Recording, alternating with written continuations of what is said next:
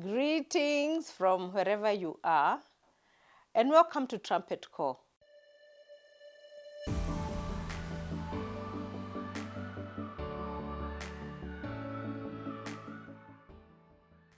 My name is Janet Carey, and I am delighted to bring you yet another message concerning heaven and families. The Lord gave me this vision the other day in this year 2023, and it concerns families. Because sometimes you wonder, what will we be doing in heaven? Where will families go in heaven? So I believe Jesus wanted to answer some of those queries and also prepare you as a family to make it to heaven. So let me narrate the vision, and then I will end with a parting shot, because every vision that the Lord gives me has a message. So let's pay attention to this. And so the Lord took me to a place in heaven which I would call the reunion gardens. And in these reunion gardens, I witnessed a family get together. And I could tell that this family has gathered from the fourth generation. And what is the fourth generation? It means it is you, it is your mother, it is your grandmother, and it is your great grandmother. I wonder how many of you can trace your lineage back to your great grandmother. Maybe some of your great grandmothers are alive, I don't know.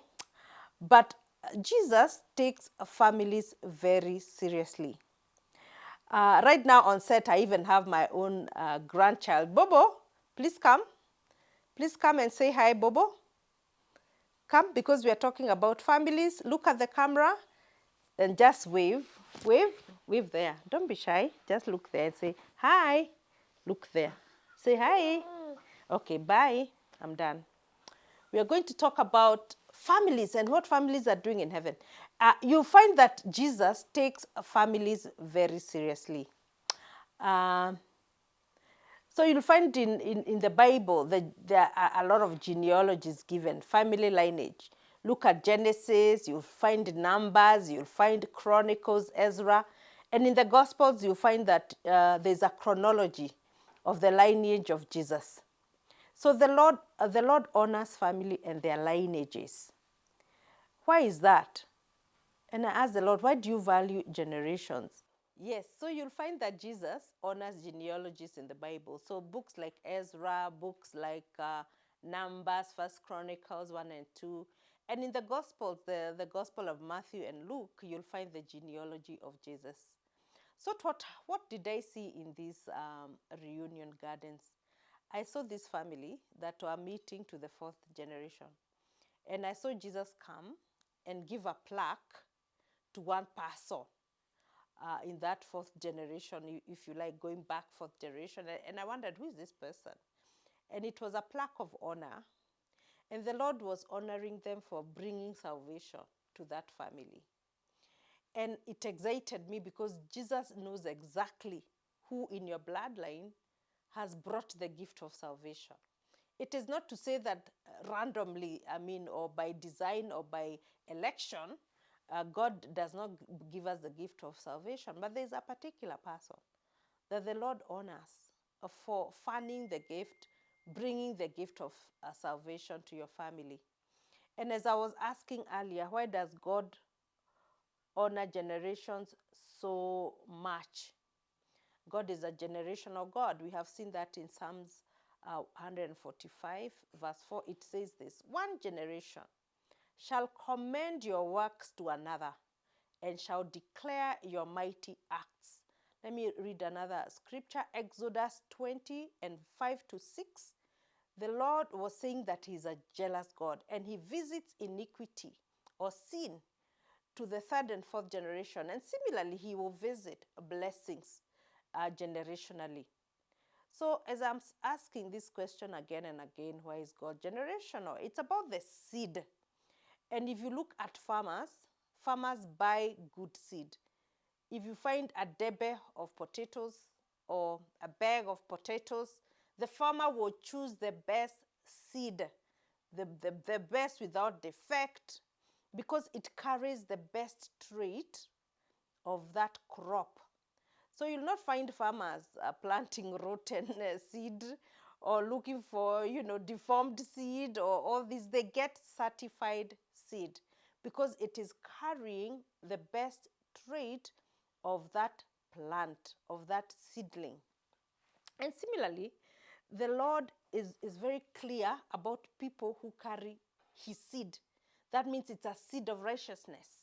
And so he's interested in that bloodline and he wants to work with that bloodline.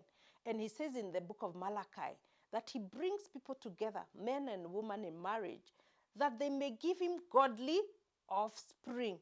You can see even in his choice of the land of Israel, the people of Israel, he wanted to create a seed of God that can carry his mandate, his plan to eternity.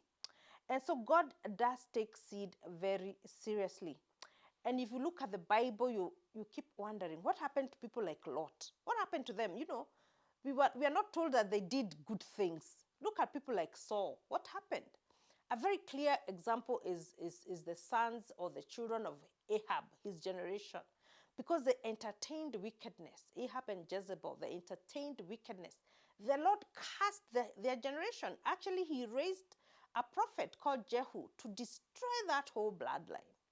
So God does take seed and generations very seriously. And in heaven, he honors that generational family.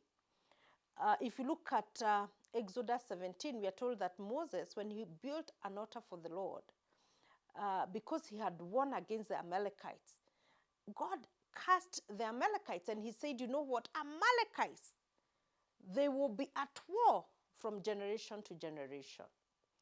What am I saying and what is the point of this message? I want to say that beyond going to heaven and being reunited generationally, there is a word for you and I today. What are you doing right now as a parent? You're a mother, you're a father seeing me right now, you're a person seeking to have children. Make sure that your seed is righteous seed. It is good seed. It is certified righteous, if I may use that word. Why? Because God is counting on the righteousness of your generation, not only for salvation, but to carry out his plan. Ask yourself this question. Is it better for God to work with murderers and thieves and adulterers? What is easier? First of all, and God likes all of us because we are fallen and we are sinners. But there is a work that is a quicker work when he's working with people with the right, spiritual foundations. Those of us like I who believe in deliverance is because our bloodlines, sometimes they have a compromise. There are people maybe who worshipped idols. There are people who went into idolatry. There are people who went into witchcraft. So you find that we are struggling, we're having challenges here and there, and we go for deliverance services and ministries so that our bloodlines are aligned back to the perfect will of God concerning our generation. What am I saying? Parents today, you are not intentional about raising a godly offspring. And this is my message to you from the Lord.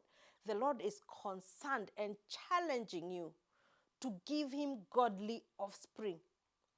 You and I know that we invest a lot in the comforts of our children, the material comforts of our children. We'll do anything to take our children to the best schools. They live in good houses, perfect life. But is that all that the Lord is interested in? I say no. He's challenging you and I to give him the gift of our children. He is seeking godly children. So you are likely to have Ivy League educated children who are spiritually bankrupt. And what are they going to end up doing? They are going to be an ungodly seed. And God is not going to be invested in that generation. And you find a lot of self-destructive patterns in families. And sometimes you wonder, what's happening? These guys have everything. What went wrong? What went wrong is that they did not invest in the right spiritual foundations. And so this vision is serving to tell us that the Lord honors bloodlines, family lineages. There is a place in heaven to celebrate that, what is called the the reunion gardens. I hope you and your generation will find yourself there. And what is our parting shot? Hosea 10 and verse 12 tells us this: plant the good seeds of righteousness, and you will harvest a crop of love. Plow the hard ground of your hearts, for now is the time to seek the Lord, that he may come up and shower righteousness to you. It's my prayer that the Lord indeed, as you plow the hard ground of righteousness, that you bring your family, your generations to the Lord, and you be that one person that the Lord will honor with a plaque of righteousness because you brought forth a godly seed. Glory be to God. Tune into Trumpet Call. We have many more messages like this, and see you again. Thank you.